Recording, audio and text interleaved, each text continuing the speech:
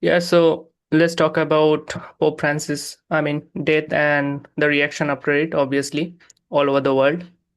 And obviously, I mean, you can see plenty of interesting things going on for the past few days.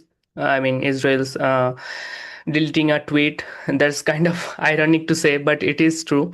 But also Hamas's message to Pope Francis' death, and there are also several things that are going on.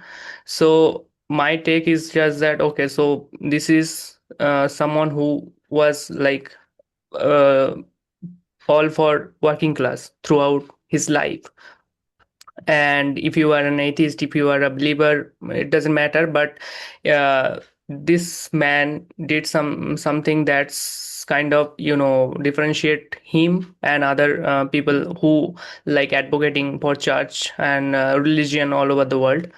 So he was an anti-war. He was always for the working class. He was for the climate change and taking actions for it. He was, vehemently criticized Israel's genocide in Gaza.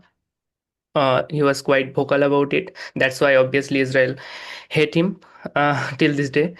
And yeah, this man spent his whole life advocating peace, advocating for the working class, advocating for the for other things like climate change and other things, obviously. So yeah, tell me your Yeah, yeah, thoughts on no, that. he was a very important figure.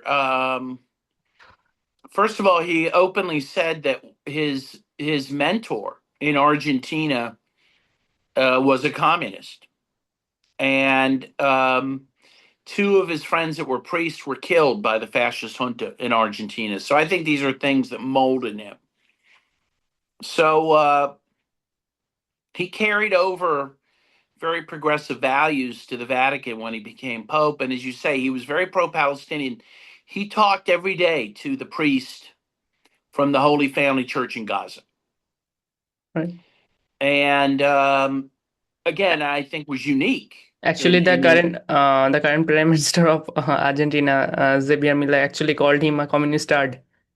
Actually, Yeah, yeah. yes. Well, and he even said at one point that he said from a sociological point of view he was a communist. Yep.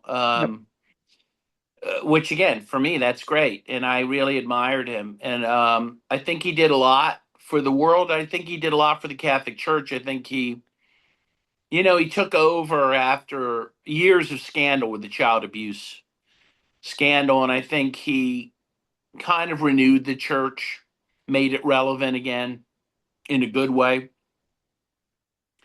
And as you said, Israel at first sent condolences, I guess via, I guess Twitter or something, and then took that tweet down. Yeah. Decided that and now I guess they're even debating whether they're gonna send someone Yeah. to Rome for the funeral.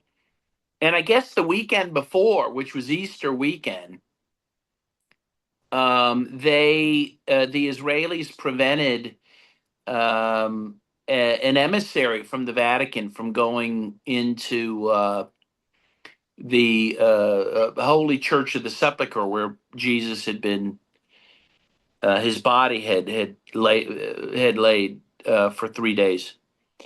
So yeah, the Israelis were very hostile towards him. Meanwhile, you have both Hamas and Hezbollah issued, they did issue Condolences. statements of condolence. So he was definitely a man of the people, and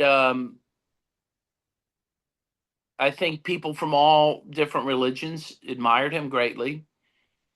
And now, of course, the question is who will be the next pope? It's going to be very important